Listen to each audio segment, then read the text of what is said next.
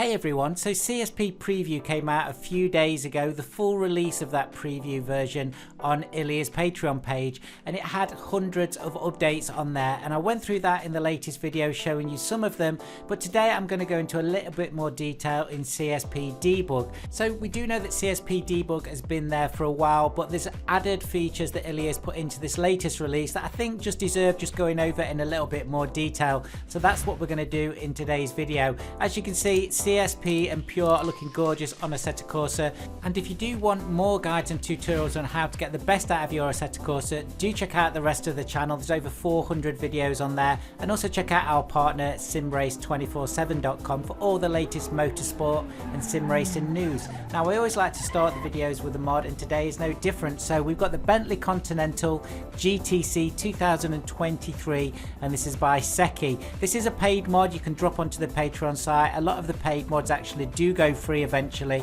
and there are free mods on there too. So this is 600 brake horsepower, 900 newton meters of torque. It weighs 2,400 kilograms though. These are not light cars. It still does 208 miles an hour and 0 to 60 in 3.7 seconds.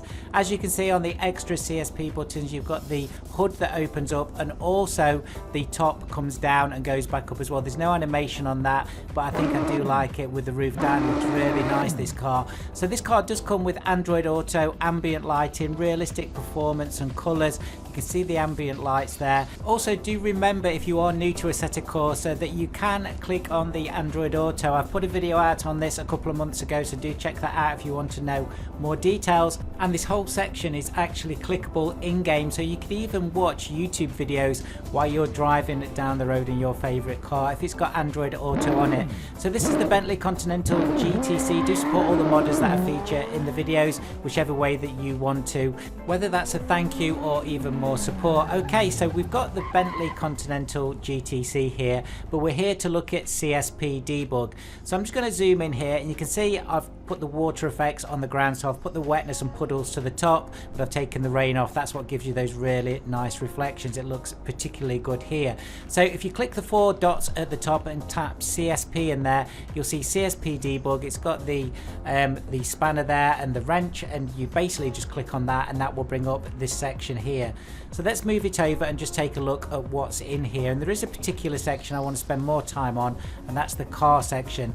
But firstly, let's have a look at the details. So this detail section has some basic information in here about things like the camera angles and where we are location wise on cameras. We've got altitude, compass, and we've got force feedback pure percentage and force feedback final, because obviously there's some calculations that's going on inside there. This is the car section here, and there's a couple of things that you can do. So you can hide driver, that's really good for screenshots if you want to do that, and also open door. Now this car doesn't have open door animations. If your car does, and even if it's not tagged to a button on your keyboard, you can actually open the doors there. Really useful. We've got a reset button there that resets the car, and step back I think actually just moves the car back into a standard position. Now we've got drag car around, and I am going to talk about that in a moment in some detail, but we've also got blown tires, and you can reset there. I don't know why blown tires is there. I suppose it's good to look at. And then do a jump again, you can test the suspension out on the car. Really useful for checking out how the car is going to interact with the road, especially if it's leaving the ground. So we do have a pressure slider here, and in the last video I put more weight on the car, but I did realize that you can move it the opposite way, and this car is almost floating on air, so we've taken all the weight out the car. And as you can see, the suspension on this particular car really does not like that. Obviously it depends on how the mod is made, and I haven't tried driving a car with that pressure off. Perhaps that would be a lot of fun, especially on some of the more fun fantasy tracks. But of course then you can put the pressure right on, and that will drop the suspension, so you can see what the suspension actually looks like. Now let's get on to car drag. This is the one I really wanted to have a look at. So you know, if you left click on the car, you can add a little nodule on there, and then you can move the car around. Well, if you right click on another space, you can actually anchor the car down. Now this is really useful when we're going to start to get body flex, because you'll be able to put pressure on the car and move it around and see how the car's body is going to flex and deform depending on the physics that's actually been modded on that car. It's also a lot of fun as well. It really does remind everybody of BeamNG, I'm sure, being able to manipulate cars like this, as well as using the left mouse button to click on the car and stick on the car, and then the right mouse button button to anchor it to a point, including in mid-air. You can also use the bracket buttons on the keyboard, and that actually puts more force on that point that you have just set up there. Now it doesn't reset, so you do need to be careful how you do this. You probably are going to rip cars in half, especially when the physics are going to be updated with all the flexing pieces. But this is a really cool way to see how the car is going to react. Also, you can still open the bonnet, for instance, on this, and then you can tag that one.